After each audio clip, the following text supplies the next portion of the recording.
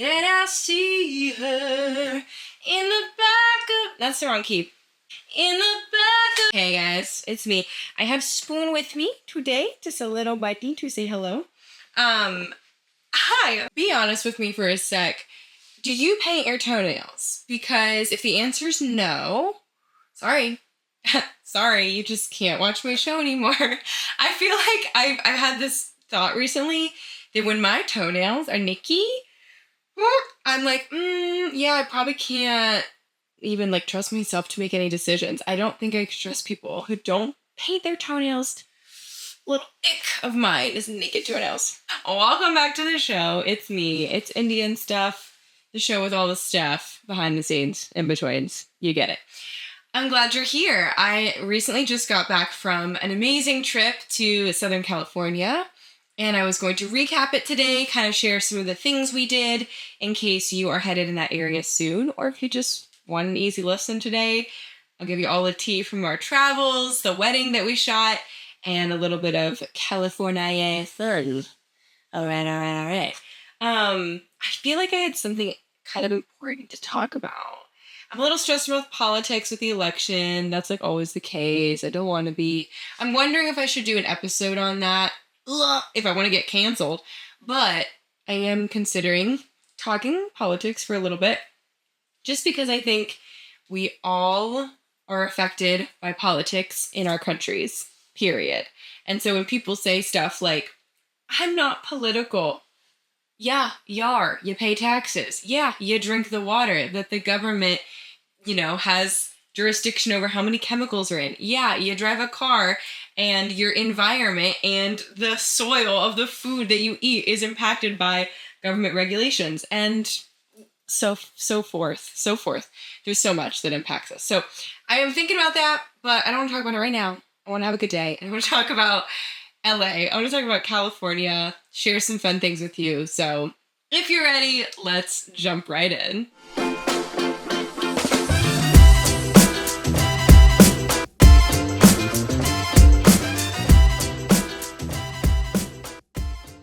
Hey, is your skincare toxic? It turns out no one is really digging into the research as to what we're putting on our skin and how it affects us, especially as women. Oftentimes, skincare and beauty products are full of hormone-disrupting chemicals that can mess with your ovulation and toxic ingredients that do way more damage than good. Okay, I have to confess, I usually do not know what I'm putting on my face and which brands will counteract with each other. That's why I'm really, really happy to finally have Primally Pure in my home.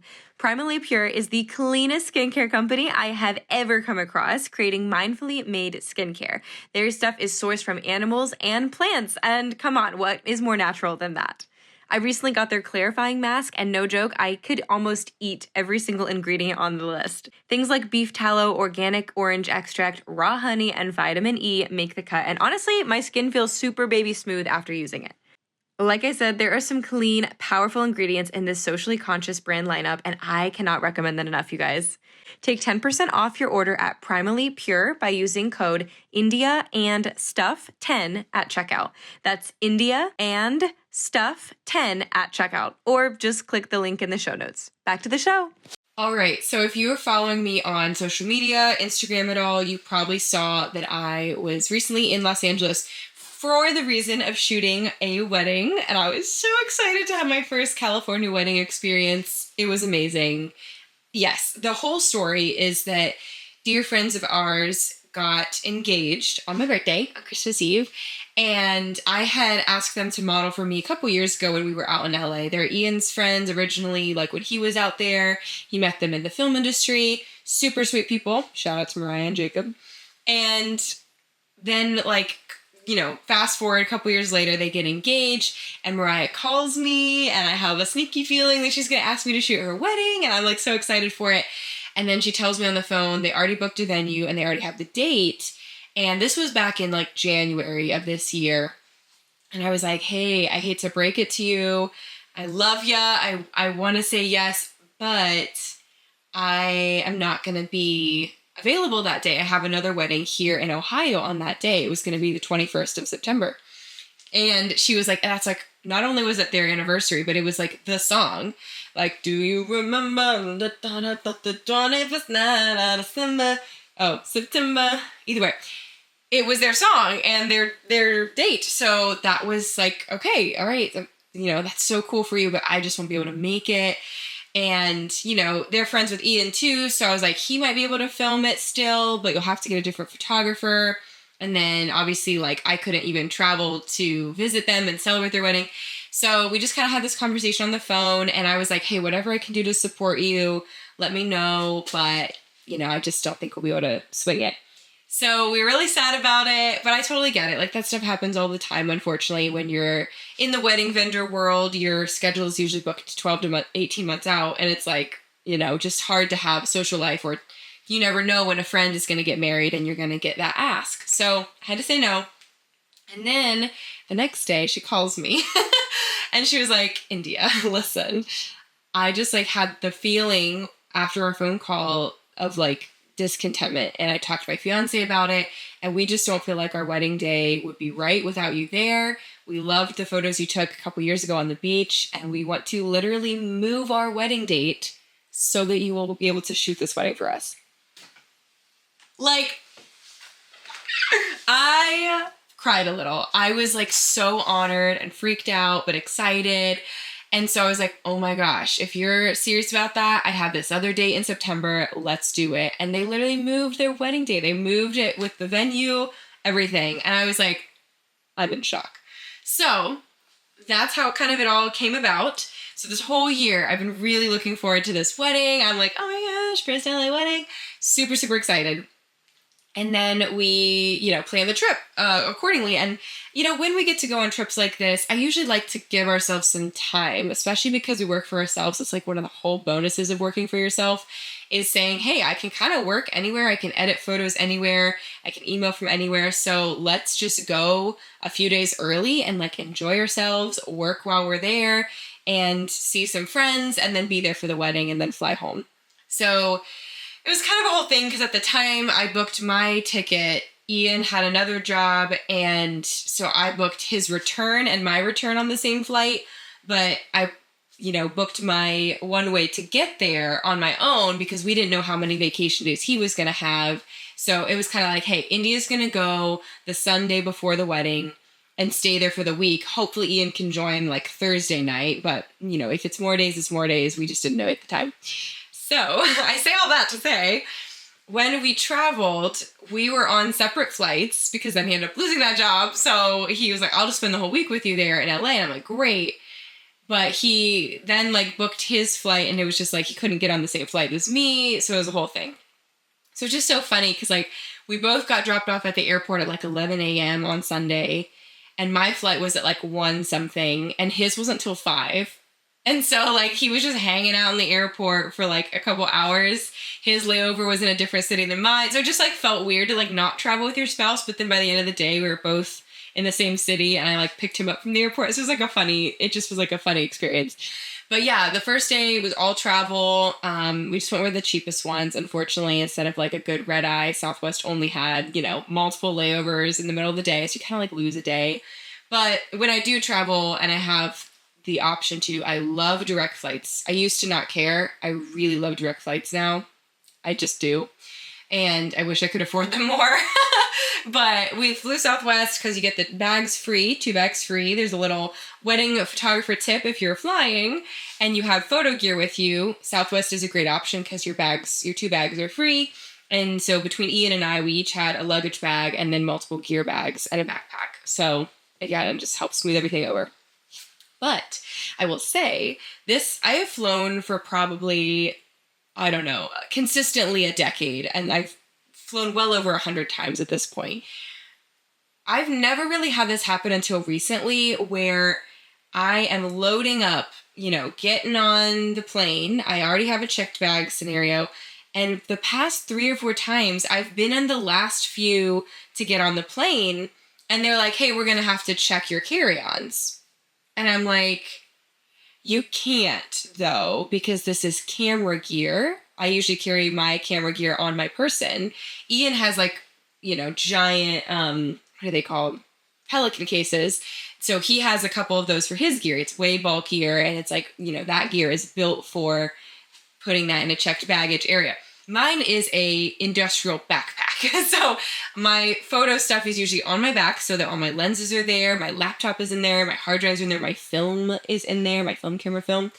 And so I have everything on my back, the Nomadic Peter McKinnon bag, by the way. I need an affiliate link, guys. Nomadic, I want to team up with you. And I like that bag a lot because it fits as a carry-on. But the last few times I've been flying with it, the last 15 people to get on the plane, they're like, oh, we ran out of overhead bin space, so we're going to have to check your bag. And I'm like, first of all, why would you all of a sudden, like, you should have enough bin space if everyone is bringing on one carry-on item and then their personal thing goes under the seat in front of you. Like, that's how planes should be built. Secondly, what if you have an item that is not allowed to be stowed in the carry-on or in the checked bag section? Like if you have hairspray or, I don't know, like too much liquid in a bottle, or the lithium batteries that are in my camera that are going to cause the plane to explode with the wrong cabin pressure. I'm like, guys, you have all these regulations about what can be in your checked bag and versus what can be in a carry-on. And then at the end of the day, you're like, oh, it doesn't matter. Nothing. We'll just, here you go. So I had to literally, as I was getting on, I was standing there sweating because I'm like, I cannot throw my laptop backpack with all my thousands of dollars of camera gear in the checked luggage. I just can't. Everything's going to break. I do not trust that system at all. I want to keep it on my person. And I'm so glad I did, but I get up to the lady and I was like, hey, I have camera gear in here. There's lithium batteries, there's film, there's very sensitive, fragile lenses. Like, I cannot check this bag. And we're getting on the plane at this point. Like, I'm like the last person to get on, like one of the last 5. And she's like, well, what do you want to do? Honey, what do I want to do? I want to keep my bag with me so that my gear doesn't break on the way to a very expensive wedding.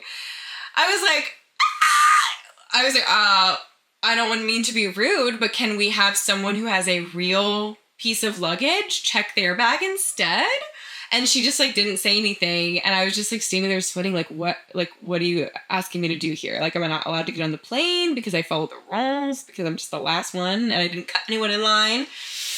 And so she lets everyone go before me, and then she pulls me to the side. She's like, well, I didn't want to say this in front of them, but well, I'll find some space. I'll push it in if I have to. I just don't want you to get special privileges or anyone to think that I'm favoring you. She was really nice about it, but I was just like, okay, that's fine. But I think people would be understanding if you said, this is a photography bag. We're going to just ask for one volunteer to check their clothes with the rest of the luggage. Why do I have to get punished for being in the last 5 people to board a plane? That shouldn't affect whether or not my laptop gets destroyed. I'm just a little peeved about this situation. Anyway, that happened again on the next flight and then again on the way home. And so what we, throughout the whole trip learned is that we need to go up to the desk as soon as we get there and say, hey, we have media, supplies with us. We're a photo and film team. Can we have extra time? And that way, no matter what our boarding position is, which for some reason always tends to be C, we can then go after the A boarding, at least for Southwest. We can go right after families and vets so that we get some more time to put our luggage in the right spot. It just should not be this hard. It should not be this hard. Anyway, so that all happened. We got there. We did our celebratory in and out, which is what we do every time we land in the West, which was delicious. Checked into our Airbnb. I am happy to share the Airbnb link with anyone. It was a great stay. It is in Orange, California, so Santa Ana, Anaheim area. That was a lot of alliterations all at once. Santa Ana, Anaheim area. But it's 10 minutes from Disneyland. We didn't go, sadly, because we're poor, but it was very pretty, and we did go to downtown Disney for dinner with some friends.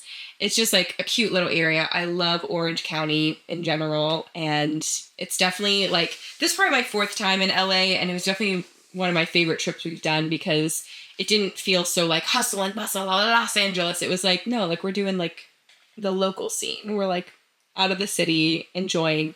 But I love the Airbnb. I'll send that link to anyone. Shout out to the hosts, Katie, and I forget her boyfriend's name. She was he's a punk rock guy. Baz or something. Anyway, he was very LA. But there was a pool which was lovely. Palm trees. It was very quiet. It was very demure, very mindful. Pink. I liked it. It was nice. Yeah, so we did that. Okay, so first day. We'll do the day-by-day breakdown. But not that much, because you all don't need to hear that much.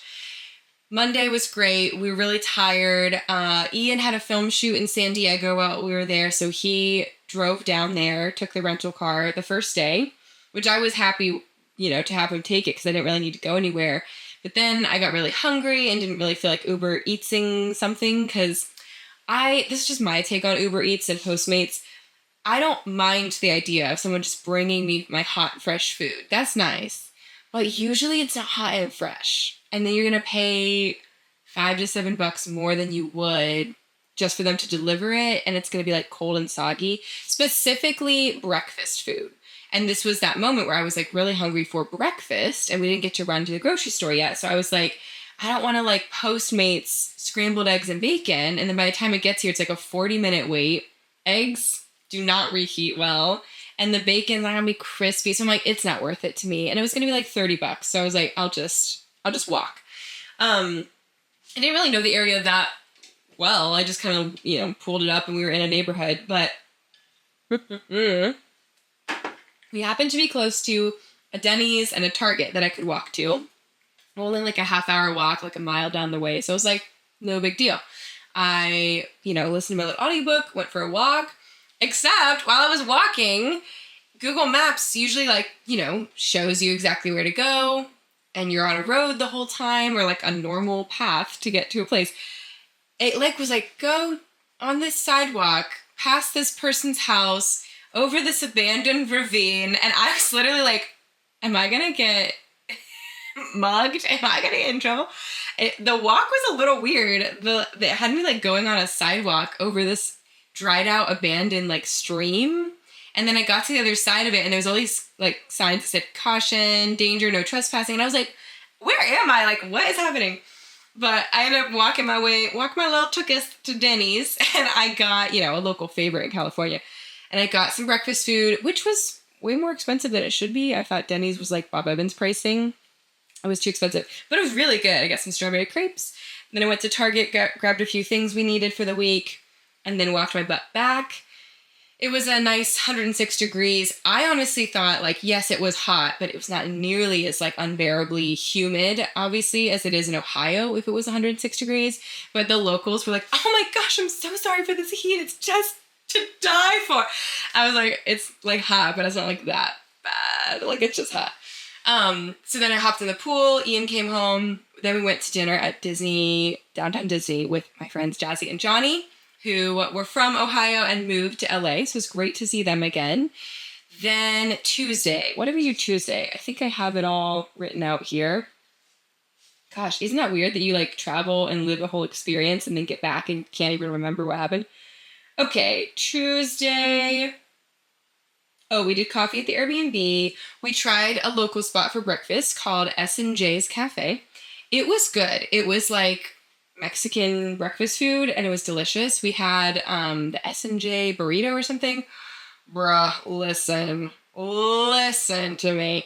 My tummy was turning all day long, but it was so good. It was a delicious breakfast burrito, pretty reasonably priced too, just really yummy stuff. And then we did my favorite thing. We went thrifting at the Orange County Goodwill. There was a number of thrift stores. There's a couple local ones too. I think one was called Golden Hour. We wanted to check out that one, but just, once you thrift and find a few good things, there's no reason to keep going, especially on vacation. That's more of a at-home thing. We didn't need anything, but it was just a fun activity. But I'm really glad we went thrifting because Ian found some great stuff. I found a super beautiful dress that I'm going to pack when I go to Europe. And I found a cowgirl hat, which I was excited about because I packed one and it just kind of totally got destroyed in the traveling. So I got myself a little cowgirl hat, not a Gigi Pip hat, but just a really fun one for $2.99. And then I wore it all day. So it was awesome. Then Ian wanted to get a haircut, which was fun and spontaneous of him. And now he has one of those kind of sexy mullets. So I think that's fun. And then it was time to finally meet our friends and, most importantly, their child. So I've been really excited to meet this baby. Our friends had this baby back in March, I think. And baby Max, he is so cute. And they've been sending us pictures, and they live in LA, and I was so excited to see them and to meet baby Max. Oh my gosh. I cannot. His cheeks, chubby and perfect, and just gave me the biggest baby fever in the world. So we met them at a place called Zinc Cafe near Laguna Beach. Got a little bite to eat, got to catch up with them. We love you, Julie and Nathan, and baby Max. And then they took us to Heisler Park for beach afternoon, which was awesome. Heisler Park is part of Laguna Beach area, which again, guys, if you're going to LA, skip Venice Beach. I mean, do it once if you want to, but skip it. If you want a good beach atmosphere, every time I'm in Laguna Beach, I'm like, there's no way this is America. There's no way that I have access to this land. It is my favorite place probably in the whole entire country. Laguna Beach is something else. It's so special to me. It's so pretty. It just feels gorgeous. It feels like Hawaii or Italy. There's palm trees and cliffs and houses tucked into the cliffs and the waves, and it's just perfect. So we just sat there and played with the baby in the sand and watched the sun go down. 10 out of 10 experience. Then we ran to Whole Foods to grab a couple items. I grabbed myself some tiramisu for the week. And then we went back home to munch and wind down, and I watched Princess Diaries. Is that not the most perfect day? I love California so much. And I love that is just that's a day that I lived. What a good day. Okay, so the next day, ate some breakfast at home. By breakfast, I mean coffee from the Airbnb and tiramisu. We drove up to LA because, similar to the way that New Yorkers talk about Brooklyn and Manhattan are so different. Brooklyn's not the city. It's totally the city. LA people are the same way. If you're yeah, I live in LA, they're like, where? And you're like, Orange County, which is a 45-minute drive from LA. They're like, that's not the city. That's Orange County. It's the same to me, but I'm learning. It is different, but to me, it's the same. So we drove up to LA. We drove to the city, so far away, and we had lunch with our friends Chaz and Luke at a really cool Korean barbecue place called Castle in Koreatown. Very yummy. My first Korean barbecue experience. I didn't know you cooked all your food at the table. It was very cool. I loved the, what's it called? The meat, not bolognese, bulgogi? Bulgogi. Very good. I had lots and lots of bulgogi. I had some miso soup there. I recommend it. The vibe of the place could be better aesthetically. They could redo their decor. There was kind of Shrek. Not Shrek. You know in Shrek, when he's in the knight in shining armor costume, there was cardboard cutouts of knights in shining armors. Did I say that right? Anyway, all around the restaurant, I'm like, this is such a good restaurant. This food was good. It was reasonably priced. I think it was $22 a person for all you can eat for 2 hours. You just munch on your chicken all day and you cook it all there. It was very good. So I was like, just make over the aesthetics here. We've got a place on our hands. Anyway, chatted with them, got to catch up with them. It was a great time. Then we went to one of the places we've gone before in LA, which is the Getty Villa in Malibu. If you are traveling into Los Angeles or Malibu, this is a great activity. It's free. It's a private art collection, and it's just so peaceful and beautiful. You only have to pay for parking, and I think it was $10, $15 for us. It used to just be you just pull up and you can go in, but now I guess you have to do a reservation, even though it's still free. We didn't know about that, but when we got there, they were like, you're fine. You can just go in. Not a big deal. But you literally just pay for parking, and then you walk around this giant, gorgeous private art collection in this beautiful Malibu estate overlooking the Pacific Ocean. What a fun activity. It's beautiful. It's very family friendly, too. The art is a little, it's very Greek and Italian sculptures and stuff, but everything's wheelchair accessible. There's elevators. There's lots of kids. It's not a super stuck-up fancy vibe, even though, we like to dress up when we go. You can just wear street clothes. There's no restrictions. So went to Getty Villa, loved it. Then we grabbed some smoothies at a little smoothie stand called Juice Place. Nothing to write home about. I wish we went to what's the other place we've gone to? Secret Life or something. I want to try an Erewhon smoothie sometime just to see what the $17 hype is about. But again, we were on a budget, so no need to do that right now. Then I cannot disclose this information truly.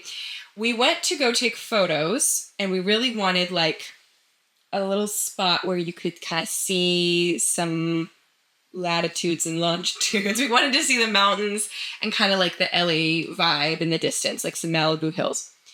And so when we were at lunch with Chaz and Luke, Chaz was like, hey, I know this spot. It's up near the Getty Villa. You'll love it. You know, it used to be on Google Maps, but now they took it off. You should go check this out. So he hooked us up with the tea. He gave us, like, very sketchily, he's like showing us on Google. He's like zooming. He's like, park at this house, walk this thing. Here's the coordinates. We're like, where are we going to get like in trouble? Like, where is this? So I just feel like I shouldn't say exactly where it is. I guess if someone really wanted to go and you DM me, I can probably give you like the location, but I just don't know if it's like public or like a public spot, because it sounds like it used to be, but no, it's not. Either way, we were like, we're down for this adventure. Let's go. So we go to the spot, park in a residential neighborhood. There was no signs restricting that parking, so I felt like okay about it. I'm like, all right, I don't think our car is going to get towed. But this is like a nice area of Malibu. So like we're in, you know, a nice spot. Maybe it was Santa Monica Hills, but every house has private security. Every house has a gate and a camera. Every house is a multi-million-dollar mansion. So, you know, I'm just like walking around in my thrifted clothes going, okay, like this is fine. This is beautiful, but are we going to get yelled at? Like, should we leave? Like, what's the vibe? So we follow his instructions, walk to the spot, and essentially we like park one in a neighborhood, walk down this kind of abandoned road, and then it turns into a trail, and you kind of hike up this trail for maybe half a mile. Nothing crazy and not at all strenuous, but just like, okay, like we're just like now officially out in the Santa Monica Hills.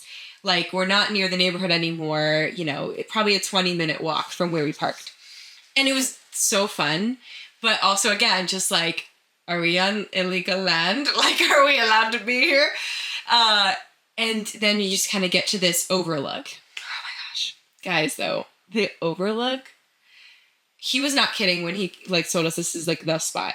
You can see all of downtown LA, Santa Monica Pier, the ocean, and the mountains behind you, and Malibu. Like, you can see the whole thing. It makes me emotional just thinking about it. It was one of the most surreal, like, is this real life moments for me, because I get weird when I travel sometimes, because some things are just so beautiful and pretty that I don't know. I really hope our future kids don't struggle with this, like our future generations. I cannot always tell what is a screen, like what is reality versus not. I know that sounds really scary, but you see so much stuff on the internet, right? We're so used to seeing pictures and videos and photos that I'm like, that's such a pretty place. And then you're actually standing there and you're like breathing in that air. And I want to just reach out and be like, is this just a screen? Like, is this just a virtual reality? It was that pretty that I was like, this isn't real. And so it was a little creepy how I was like, am I even alive? But it was so pretty. And there's like this sounds bad. There's a forest fire happening in the in the San Diego hills or something, like a little south of Anaheim. And we could actually see it in the distance, which was a little scary for me because I was like, do we need to evacuate? Like, I can see literal flames coming over the hills. What? But they were saying, no, everyone is fine. Everyone who's in that area has been evacuated, but LA, Anaheim, Orange, we're all okay. We're not in the zone where that could really affect us. I guess the wind and everything was blowing the other way and they were containing it. And all the LA people we talked to were like, no, there's nothing to be concerned about. But I was like, baby's first wildfire? Like, I can see it. That was a really weird feeling too. You literally seeing the red at nighttime coming over a mountain. I'm like, what? But because of that, the like smoke and smog that was kind of dissipating over LA, it just like a weird thing to say, like, look how pretty the smoke made my picture. But really, the diffusion of the light, just was like astounding. You couldn't see the wildfires while we were in that exact spot, but just like, that, throughout the day, that smoke has come up and mixed with the smog. But it really just cast this like almost unreal light over the whole thing. It was just so pretty. I can't wait to edit the photos and the videos we got from it. I was just kind of speechless. We were just very fast, like, okay, time to like make art. Like we just both do that. I love that about Ian and I. We both know how to like jump into our craft and go, okay, you stand there, twirl around, great. And he's like getting a footage of me, and then I'm like, all right, awesome, here's my film camera, let's get this and this. And I know that's weird for some people who aren't into like the arts or like don't do photos and videos all the time. But to me, it's not so much like content. It's like, this is how I enjoy it, is to say like, I'm being fully present while we're getting this picture or video, but this is how I'm going to remember it. Because if I just sit there and we don't take any photos or videos, I know my brain, and I'm just getting so full and fed with all kinds of attention from ads and from my work and from people every single day, that if I don't document all these moments, I'm not going to remember them. And that's really tragic to me. So we both feel that way. So we both just hop in taking photos and videos. I really wish we had someone there to take pictures of us, because it would have been so pretty. And I just get really sad that like, I wanted someone to travel and take our photos. And we didn't want to lug up a giant tripod and set it on a timer on the side of a mountain. You get the whole thing. So anyway, we wrap up that evening. The sun is going down and we're like, we should probably get back to our car. Like, we're losing light pretty fast. As soon as that sun goes over those mountains, the clock's kind of ticking. So we start heading back. We grab up all of our things, did not leave any trash behind. Again, we don't know if this is like a park or someone's private, land they're going to build a mansion on. I really, really hope no one does. I feel like someone will, but it's too pretty and precious. Please, no one build a spot there. We start heading back to the car, and we're just like both on cloud nine. We're like, this is so good. And then Ian's like, whoa, be quiet. And we heard a rustling in a bush. We heard a rustling. And we were like completely alone, like, very pretty excluded from civilization, pretty far away from anything, up a mountain in the Santa Monica Hills. And I'm like, okay, that's definitely not a person. I think we would have heard voices and seen someone else coming. And he's like, babe, I think it's like a mountain lion. And I was like, wait, really? He's like, no, I see it moving. And it very well could have been. Again, we're like in the mountains. And I was like, are we supposed to be big or small? Because when we were talking about bears, like, are you supposed to be like big and scare off a black bear, or small and like hide from a grizzly? And he was like, we just need to go. Like, we just need to go. And Ian keeps his cool in most scenarios. If anything, he usually downplays if there's like something to be scared of. He'll be like, oh, no, you're fine. Like, oh, it's just a bear saying hi. We're okay. But in this moment, he was like, babe, you need to go. Like, he's like, get ahead of me, go as fast as you can. And I was like, I am not like leaving you here. And he's like, let's just go. So we were like, I'm in my like chunky platform sandals, because I was dressed for like photos, like photo shoot, not in like practical hiking shoes. So I'm like, waddling back down this little like ravine. Still rustling is happening behind us. And I was just like, okay, like, I'm just trying to like keep my cool about it. Thinking at any moment, an actual literal mountain lion could jump out behind us and like attack my husband. But we just kind of scurried down the mountain and kind of got away from that sound. And once we got back on the paved path, I felt a little bit better. So I was like, okay, I think we're in the clear. Of that. And then he was like, dude, that was the most scared I've ever been of something like that happening. I was like, babe, what? Like, what? So, a little freaky. We did not confirm if it was a mountain lion or what are the other things that are there in California? A coyote or something? I don't know. But it was definitely something. And it's not like there's deer there. It wasn't like it was a stray dog with a collar or anything. It definitely wasn't a bunny. Like, it was bigger than that. But anyway, I was a little scary, a little freaky freak. But we made it back to the car just okay. And we were like, let's go to dinner. Sadly, though, we went to a restaurant that usually is a great one. We've been there together before. It's called Alo in Malibu. Usually it's great. And this time, they didn't have the dish that was like the staple dish and the reason why we go there, which is like this creamy Alfredo salmon with capers situation. And so we were really, really hungry and wanting to try something new that day. And that was like our fancier, our expensive meal, like our let's go to a nice restaurant and splurge a little on dinner. And so we're like, let's just go to Alo. Like, we know it's going to be good. We'll spend about $100. It's like a given.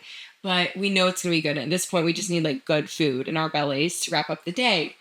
And they didn't have our salmon dish, so we're like, whatever, we'll order some vegetables, some Brussels sprouts, zucchini noodles, and a side of like scallops, which sounded really good. By the way, a side of scallops is $26, just so you know.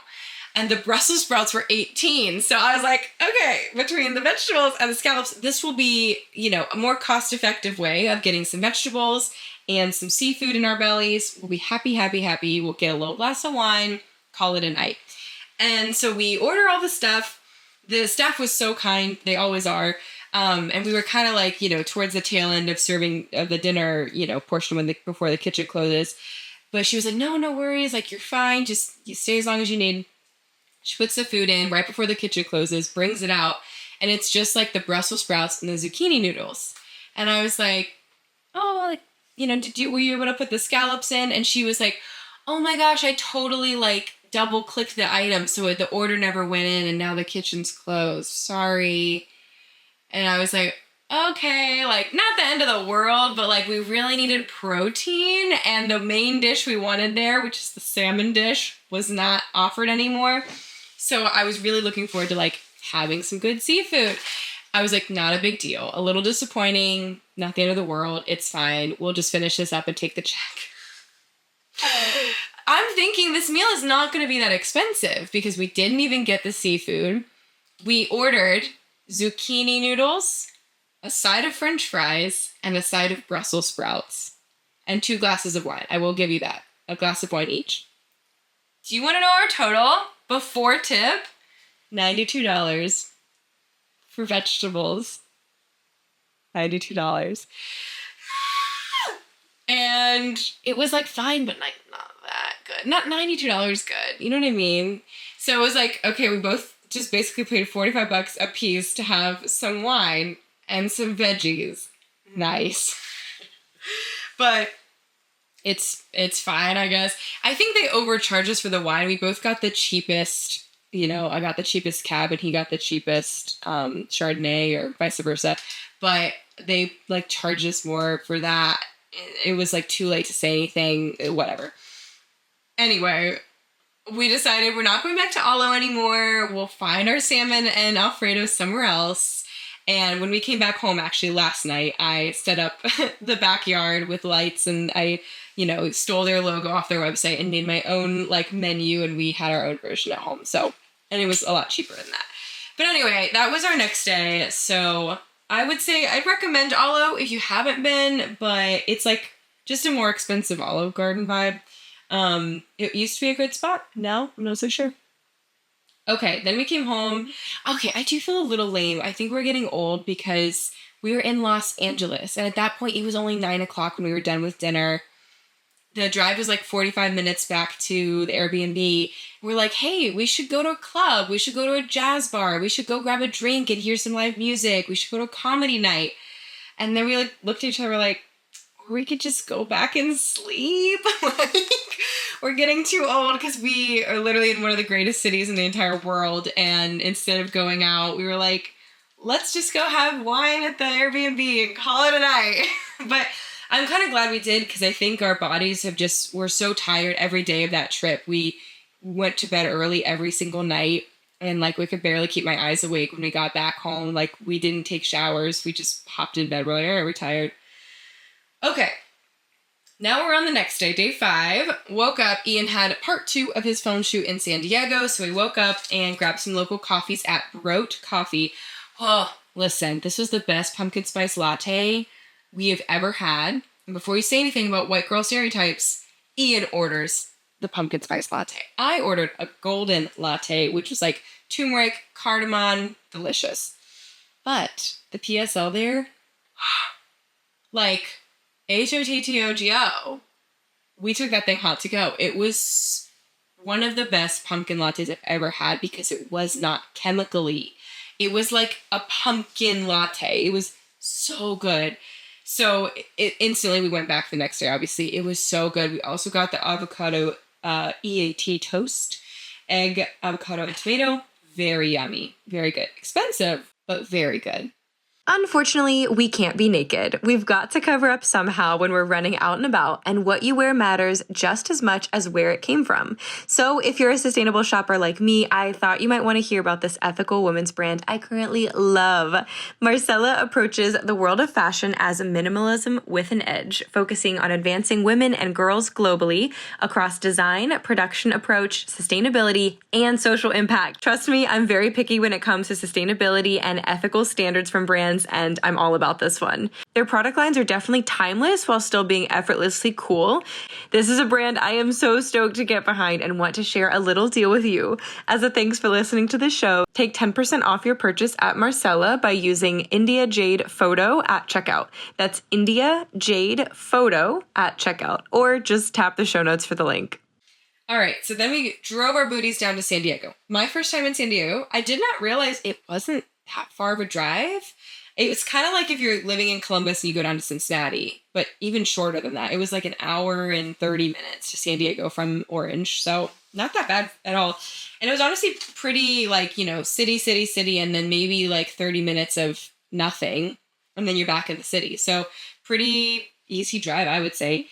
We listened to some music, drove down there. Ian finished up his film shoot, and I went for a little walk. I popped into a Goodwill there just to see what they had. Ended up grabbing one thing, and then I grabbed a smoothie at a cafe. I forget the name of the cafe, but it was really good. And then I came back, and he wrapped up his film shoot. Then we were ready for lunchy lunch, so we went to City Taco for lunch, little spot down there. Yummy tacos. First time I've ever had fish and strawberries together. There was a mahi fish taco with strawberries, and I was like, let's try it. Pretty good, pretty weird. The just the tacos overall were great. The Mexican street corn was amazing. So it was a great vibe. We each got like 3 tacos and a side, and it was yummy. Then we just walked around, the beach in San Diego area. So pretty. I see why all these old people want to live there. Like, it's nice. And I say that with the most kindness ever. I just watch Grace and Frankie on Netflix, and I just think of all the old people living there. And I love that for them. It was really pretty. And then I had asked for recommendations on my Instagram, what to do in San Diego, just because we had a little time and I wanted something to do. And our friend Christine Penica reached out and said to go to Balboa Park, and we went there, and it was so cool. It was really, really one of the coolest public parks I think I've ever seen. It just had all this fun, like, archy architecture everywhere, and it felt very just different. I know San Diego is very, very close to actual Mexico, so it just felt like really cool. There's a lot of culture there. There's a museum of immigration, which I had never heard of before. And that was one of the spots. There was art spot. There was like a ballet studio.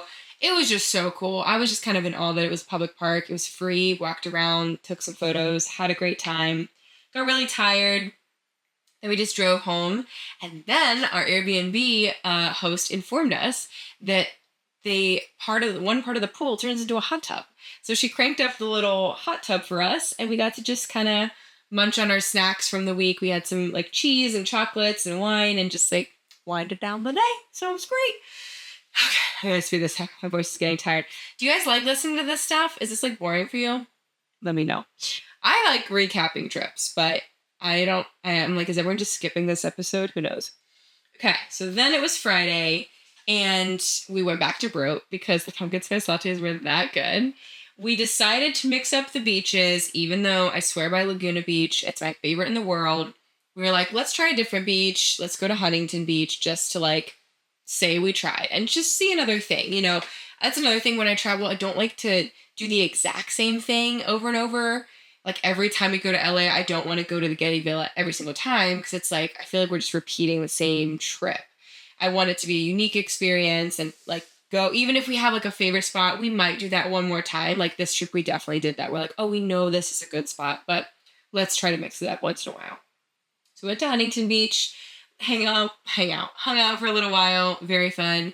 I think there was a shark in the water. There was some lifeguards like, coming over the loudspeakers and telling people to get out of the water. So that was a little creepy. But everyone was okay, I think. We had a delicious mango from Mother's Organic Market. It was $5 for a mango. But it was the best mango I've ever had in my life. So it was worth it. We ate the whole thing. in and out for lunch, of course. Hopped in the pool really quick at the Airbnb before heading to do a location scouting that evening at the venue we're going to be shooting at the next day. So, if you don't know what a location scout is, basically it's when a photographer walks through a venue or, kind of looks for spots that they can use for a shoot coming up the next day or in a couple days. Usually I like to do location scout within 24 hours of the actual shoot because the light is probably going to be pretty similar. The time that the sun goes down, the weather is going to be similar. So you just kind of want to leave it within a closer window. If you book a destination wedding with me or an elopement, location scouting is just part of the job. So that's something that I do and offer for my clients completely free. That's like included, a no-brainer for me in their package so that I know what I'm doing as a photographer on their wedding day or elopement day. So I'm not just like running in going, I don't know, like maybe we'll try this or maybe the sun will be up for so long. We don't know those things. So it's really important to location scout before you do something like that. So that's what we did. We went to the Muckenthaler Mansion. No, it's called the Muckenthaler Cultural Center in Fullerton, California was the venue. A great venue, by the way, very pretty. And our friends were there, doing their rehearsal dinner. So we got to say hi to them and just kind of walk through. And I got on my iPhone, like, all of the photo ideas I wanted to try the next day, the exact, like, direction the sun was in, the best spots for the morning, and when the sun was going down, and just kind of, like, got familiar with the venue and learned, like, hey, if you want to go into this room, we have to talk to management, and they'll have to unlock this door, and, you might need 10 extra minutes. All that good stuff. Where do we park? Who's the coordinator? How do we get in touch with them? All that good stuff. So it was good. And I'm glad we did it because for the actual wedding day, they chose to not do a first look, which meant that they had a 1 hour, cocktail hour to do all of the family portraits, all of the bridal party portraits, and all of their portraits before we lost daylight. So as a photographer, it's like, I respect your decision. I love you doing a traditional first look down the aisle, but please, please know that we will really, really, potentially harm ourselves trying to get all those photos done with excellence in that very short 1 hour window. Or if you're cool with candids, you're going to get a lot of candids. And just making sure that the client is cool with that, because I can do as much as I can do in that 1 hour, but I also know for my clients, they're going to get tired of smiling and standing, and they're going to want to actually just be with their guests because, of course, they want to. Like, that's totally normal for them to want to do that. It just can be hard to, communicate that before a wedding day and say, hey, I hear that you just want to see them at the end of the aisle, and then we only have 1 hour between end of the aisle to entrance to reception. What that's going to mean is a 5 to 10 minute break after you get married to go take a drink, have a second to breathe, 20 to 30 minutes of family photos because you got a long list. We're going to have to wrangle everybody. People walk off, etc. Then another 5-minute break. Then we got to get the whole bridal party together and need 10 to 15 minutes at least to get the big group photos done. Thankfully, we got all the little ones done earlier. And then that only leaves us 5 to 10 minutes for the actual bride and groom wedding photos that you paid a lot of money to get. So again, like, it's fine. We can work with whatever timeline, but just level your expectation. If you really, really want a lot of those bride and groom only portraits, please consider a first look. And if you're cool with just a couple, that's totally fine. Just make sure that you're cool with those couple. The rest will probably just be candidates of your wedding day. That's just my 2 cents on that matter. Didn't mean to get on a rant. It's fine. Okay. Then we went and joined them at their rehearsal dinner at Buca di Beppo. Wrapped up the night there. Lots of fun. Okay. And the wedding day was awesome. Very good wedding day. It was great that we walked through everything because we started at a family member's house, got everyone ready, went over to the venue, and immediately just like rolled into it. From 3 to 5 p.m., we did, her getting dressed, first look, groom's details, blah, blah, blah. I did have a second shooter that was like the bride's friend. That was helpful to have an extra pair of hands. But still, it's just like, I'm taking responsibility for it because it is like my first wedding and I'm the primary shooter. So I was like, I gotta be on my A game and just like capture everything. So did all that, lots of fun, got everyone ready for the ceremony. And then they walk down the aisle, and I have a heart attack. Not an actual heart attack. But as like, I think the bridesmaid and groomsmen are walking down the aisle, my camera, I'm going to call Canon out on this. Sorry guys, I love you. I'm going to call you out.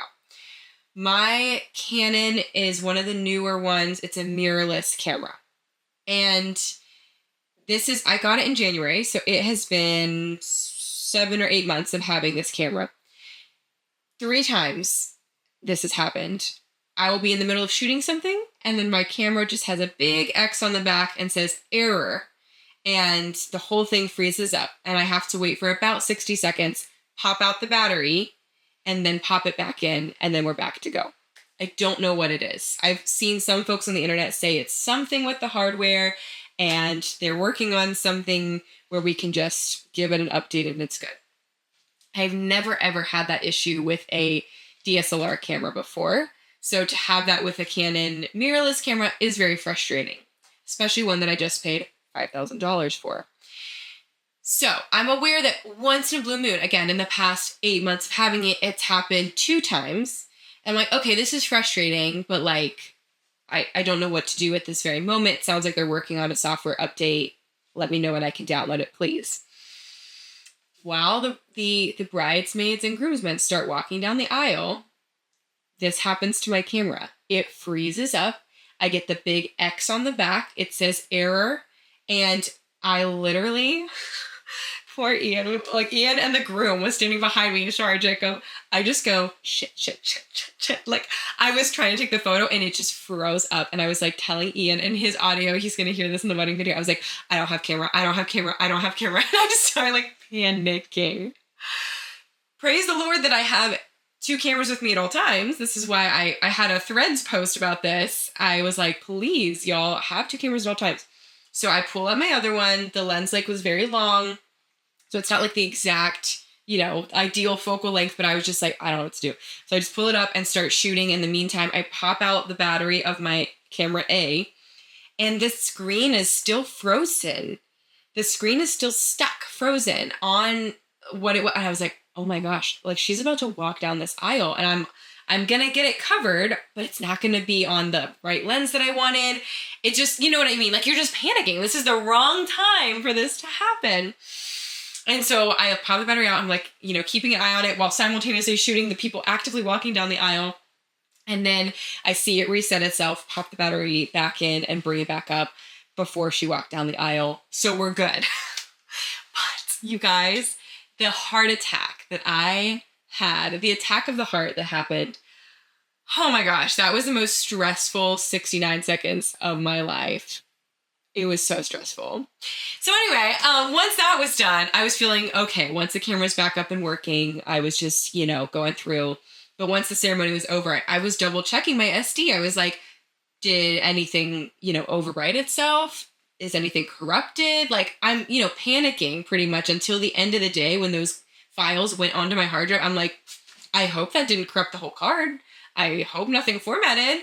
Completely out of my control. And I would vomit and lose my nuts if that happened. But praise the Lord, that did not happen.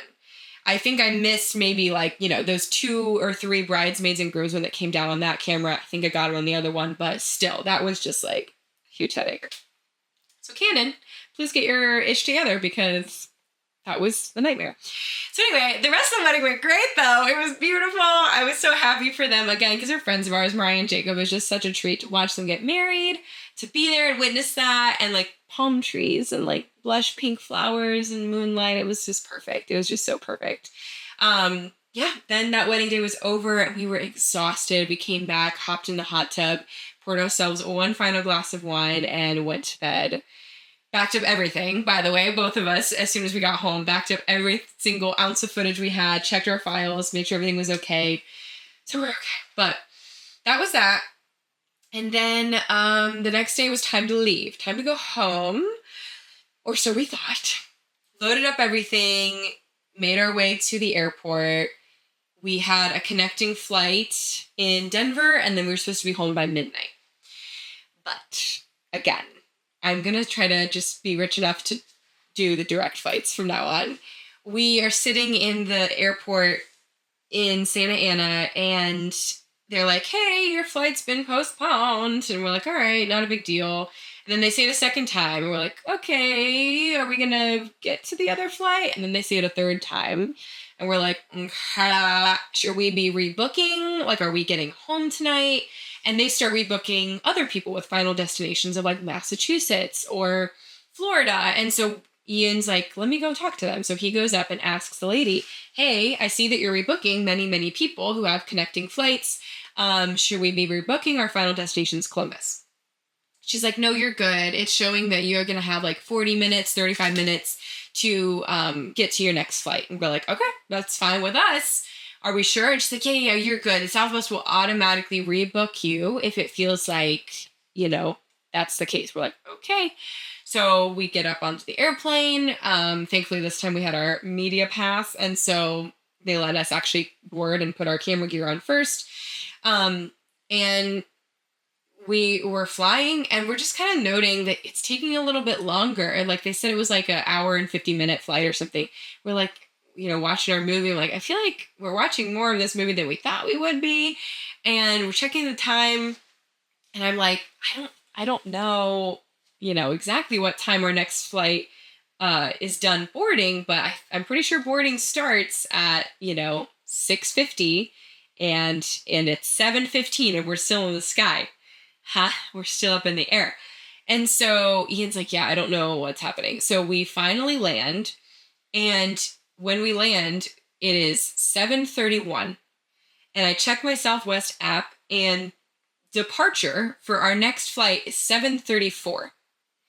And I'm like, okay, we're still on the plane. We've landed. We're on the ground now. But we have 3 minutes to get our luggage, get off the plane, and run a mile through the Denver airport to get onto the next flight. And so we literally go up, and as we're getting off, we're telling someone on the flight, we're like, hey, I don't think we're going to make this. She's like, just go to your gate. You're going to have to talk to them. Go to your gate. And we're like, okay.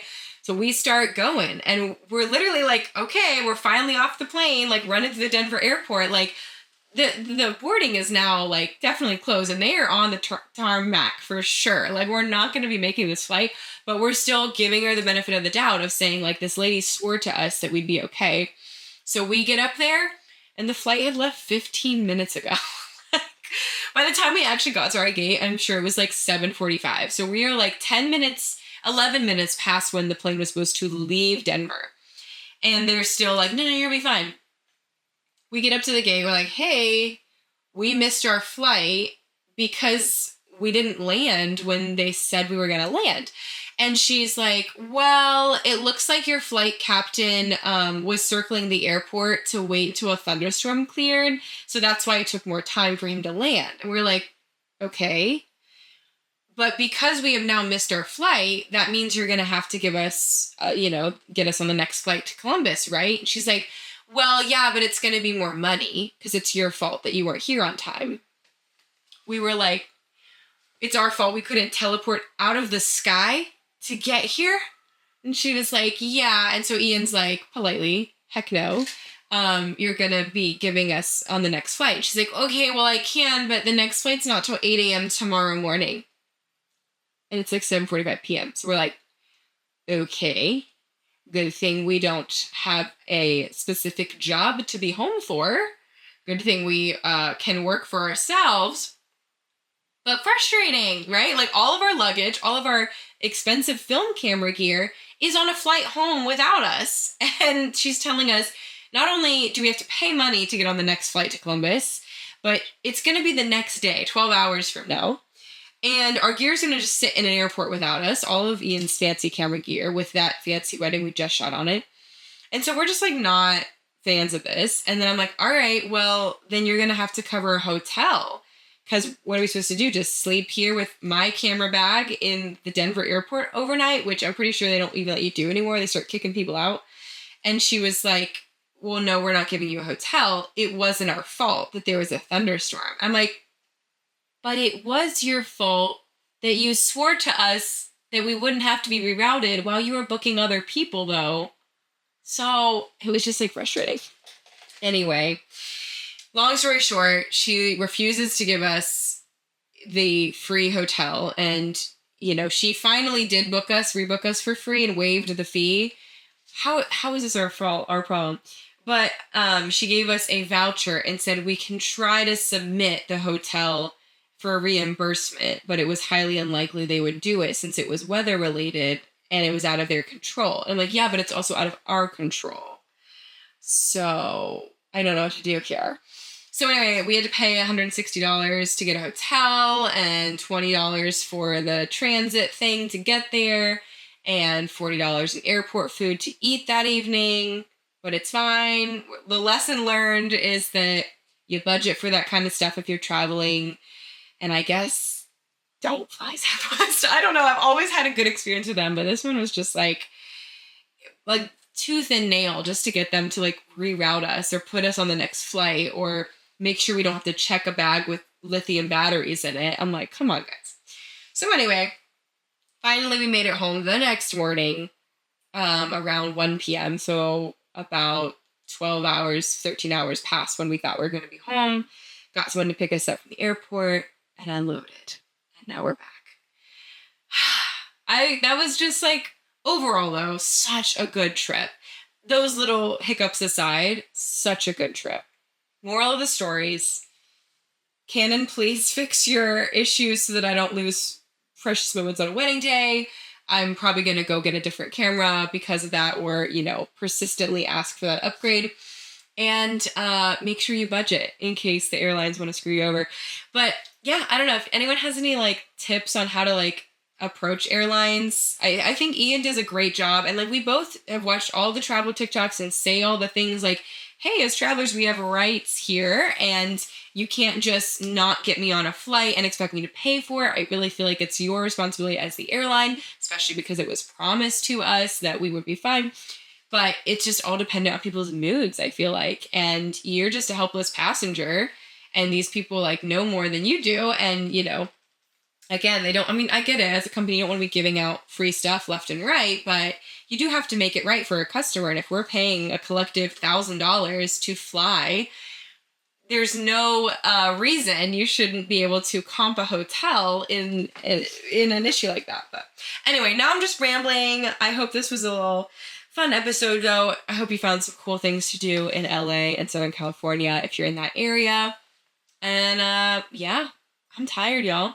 That took it out of me. I want to show you Sokka, but he's sleeping so well, so I don't want to disturb him. But thanks for listening. I hope you have a great evening, day, morning, whatever's going on, and we'll see you next time. Bye.